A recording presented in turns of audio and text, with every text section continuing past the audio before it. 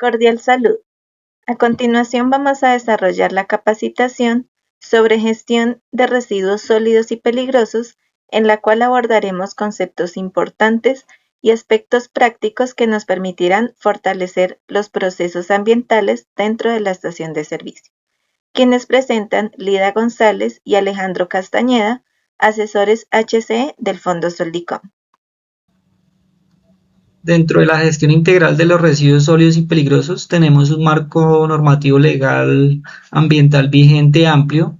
Tenemos el decreto 1076 de 2015, decreto único reglamentario del sector ambiente, este es el decreto compilatorio. También tenemos el decreto 4741 de 2005, esta es la norma principal sobre la gestión integral de los residuos peligrosos. Por otro lado tenemos la resolución 1557 del 2008, que nos otorga un manejo seguro de residuos con contenidos de PCBs. La resolución 1326 de 2017, como gestión ambiental de llantas usadas dentro de las estaciones de servicio. También tenemos la resolución 2184 del 2019, que nos indica el código de colores de los residuos sólidos y los plásticos de un solo uso. También tenemos aquí la resolución 839 del 2023, por la cual nos indica que debemos realizar cada año el registro único ambiental RUA mediante la plataforma de IDEAN.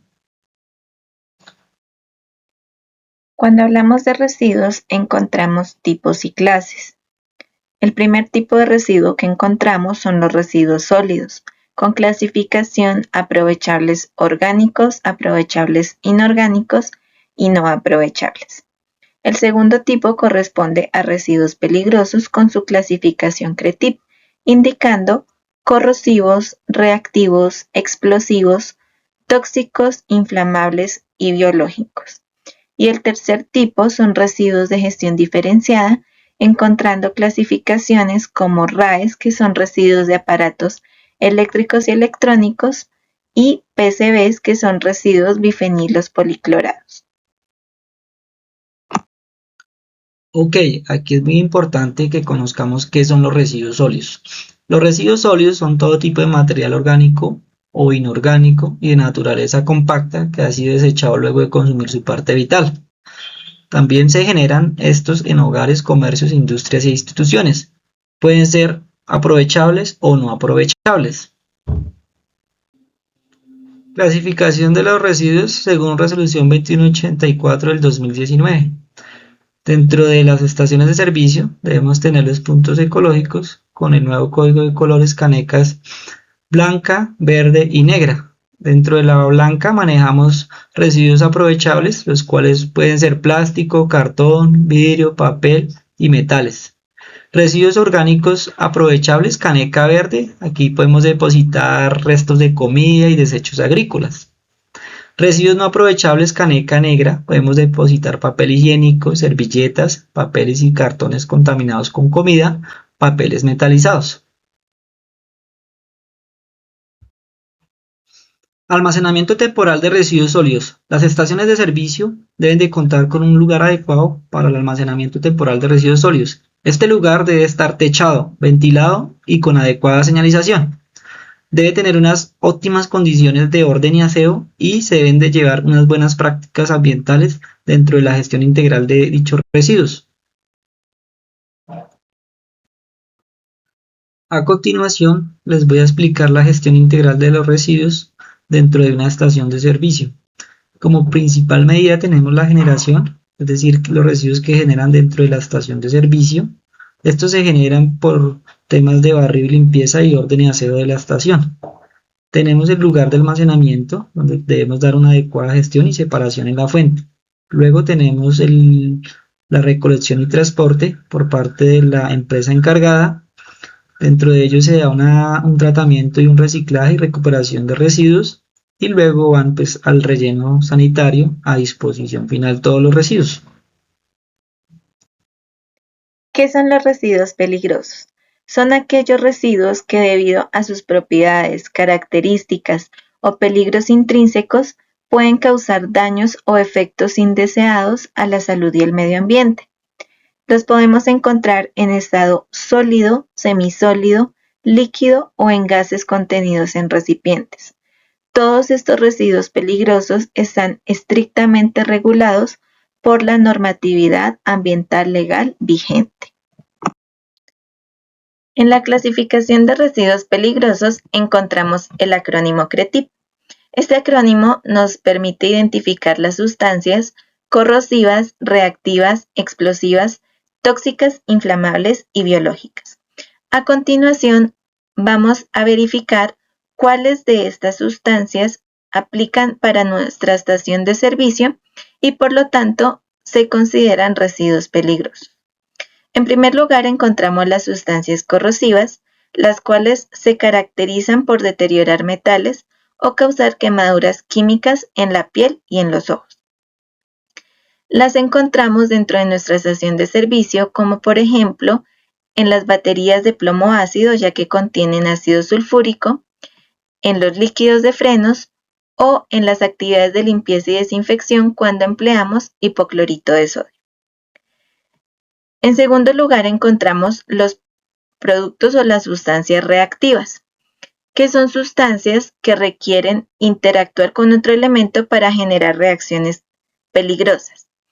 Para el caso de la estación de servicio, el combustible se clasifica como un producto o una sustancia reactiva, ya que este requiere de oxígeno y una fuente de calor para producir una reacción química conocida como combustión. Por esta razón, el combustible se categoriza o se clasifica como un producto reactivo e inflamable, mas no es un producto explosivo. Por otra parte, tenemos las sustancias o los productos explosivos, que son aquellos que liberan grandes cantidades de energía de manera súbita, debido a que la reacción química se genera dentro del mismo producto. Por esta razón se les ilustra visualmente los ejemplos como el TNT, la dinamita, el indugel. Estos productos no aplican dentro de una estación de servicio y de hecho pues están prohibidos. Por otra parte tenemos los productos tóxicos. En la estación de servicio nos aplica un ejemplo en los gases y vapores que se perciben dentro del área que compete a la estación de servicio. ¿Por qué? La gasolina, por ejemplo, contiene benceno. El benceno es altamente tóxico para la salud y el medio. Los vehículos en sus líneas de escape generan monóxido de carbono. O por ejemplo, en actividades de labores de limpieza, si empleamos solventes o desengrasantes, también contienen gases y vapores tóxicos que se perciben de manera ofensiva para el ser humano y para el medio. Por otra parte, en cuanto a los productos o sustancias inflamables, en la estación de servicio sí nos aplica. De hecho, estas sustancias son las que representan uno de los principales riesgos operativos dentro de la estación, ya que pueden generar una reacción inflamable en presencia de una fuente de calor o ignición cercana. Esto nos aplica tanto para productos sólidos como líquidos. Sólidos como que, por ejemplo, estopas, trapos, material absorbente contaminado con el producto inflamable o el líquido inflamable. Y por último, encontramos los productos o las sustancias biológicas e infecciosas. Esto no nos aplica para la estación de servicio. Como observan, el pictograma que aparece únicamente lo identificamos en centros de salud u hospitales, ya que allí se generan residuos que han tenido contacto con fluidos corporales o residuos anatomopatológicos. El almacenamiento temporal de residuos peligrosos debe realizarse en un área exclusiva destinada únicamente para este fin. Esta área debe estar ventilada, sin humedad y con iluminación natural. En el caso de que sea la intemperie, debe estar techada. Esta área debe encontrarse también confinada y con acceso restringido a personal no autorizado, con el fin de prevenir riesgos a la salud, al ambiente y a la seguridad operativa. El área debe contar con señalización externa visible donde se identifique claramente área de almacenamiento temporal de residuos peligrosos. Adicionalmente, debe disponer de señalización interna que incluya la matriz de compatibilidad de sustancias de acuerdo con los residuos allí almacenados, así como las hojas de seguridad correspondientes. Los recipientes empleados para la segregación deben estar debidamente rotulados con el sistema de clasificación de mercancías peligrosas, corriente y subcorriente de clasificación de residuo peligroso, nombre del residuo almacenado, elementos de protección personal requeridos para su manipulación y segregación y peligros intrínsecos de la sustancia o el residuo almacenado.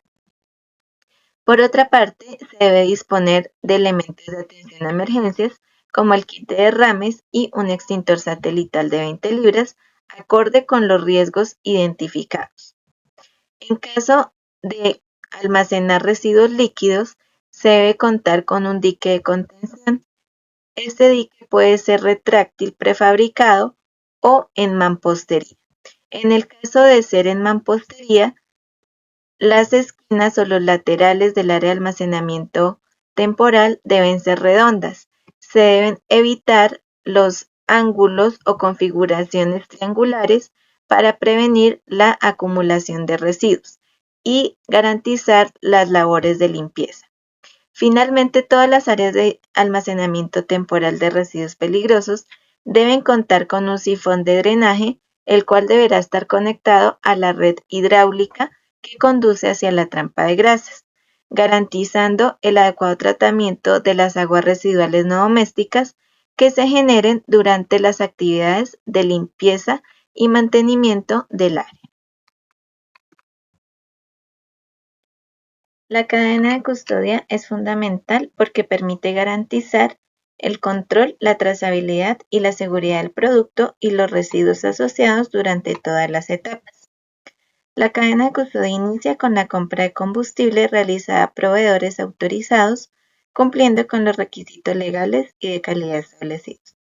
Posteriormente, el combustible es sometido a la etapa de transporte, la cual se realiza mediante vehículos cisterna certificados y debidamente señalizados, cumpliendo con la normatividad para el transporte de mercancías peligrosas.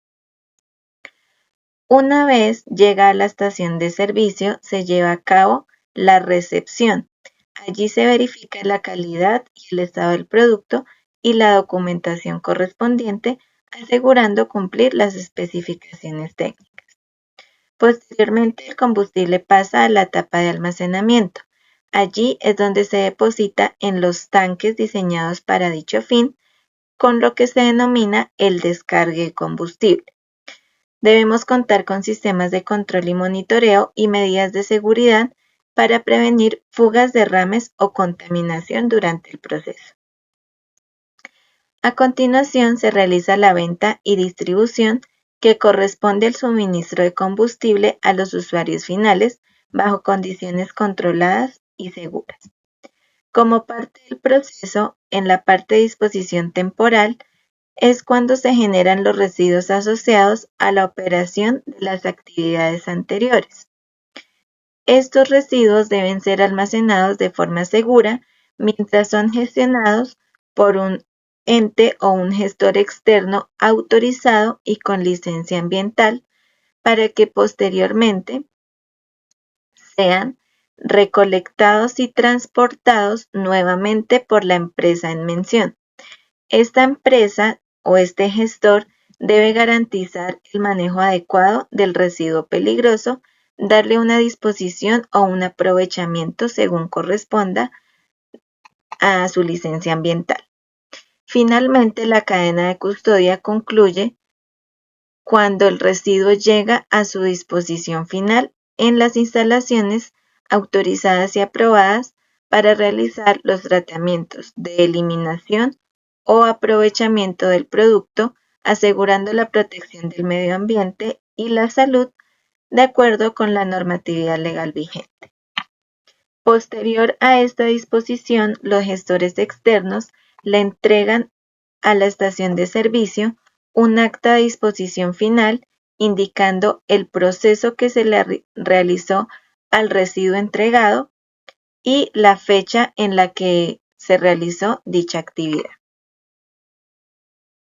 Identificación de fuentes generadoras de residuos peligrosos. A continuación vamos a identificar cada una de las áreas donde generamos residuos peligrosos en la estación de servicio. Las borras y aguas hidrocarburadas normalmente se generan en el área de tanques debido a los mantenimientos de limpieza de tanques. Los envases de aceites y aditivos los generamos en el área de islas al momento de realizar una venta de un aceite o un aditivo. En cuanto a los filtros, pistolas y mangueras, se generan en el mantenimiento de equipos cuando se realiza un cambio de manguera o un cambio de algún filtro de equipo.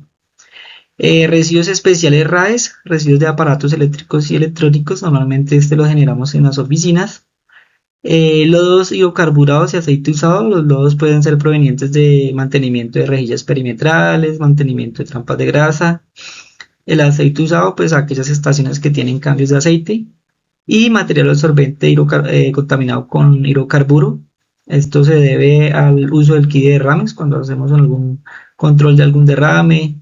Estos residuos deben de ir directamente al centro de acopio y almacenamiento de residuos peligrosos para que se le dé un adecuado manejo. El manejo interno ambientalmente seguro. Iniciamos con la identificación y clasificación de residuos. Conocer las áreas de nuestra estación de servicio y asimismo determinar qué tipo de residuos se generan en cada uno. En segunda instancia tenemos la separación en la fuente. Conocer los recipientes o envases de segregación de cada tipo de residuo. El tercer paso es el almacenamiento temporal adecuado. Conocer dónde están ubicadas nuestras áreas de almacenamiento temporal de residuos peligrosos. El cuarto es el rotulado y el señalizado. Es decir, en la parte de segregación y almacenamiento, todo debe estar señalizado y rotulado con un sistema de clasificación de mercancías peligrosas. El quinto es el uso de elementos de protección personal y esto es de obligatoriedad para todo el personal que manipule o entre en contacto con las mercancías peligrosas o los residuos peligrosos. El séptimo es entregar los residuos a un gestor externo autorizado y con licencia ambiental vigente. Esto aplica para los residuos peligrosos, recordando que los generadores, de acuerdo con el decreto 1076 del 2015, pueden almacenar únicamente durante 12 meses los residuos dentro del establecimiento, es decir, que se debe hacer mínimo una entrega una vez al año. Y el octavo paso es el registro de las actas de disposición final en el Registro Único Ambiental.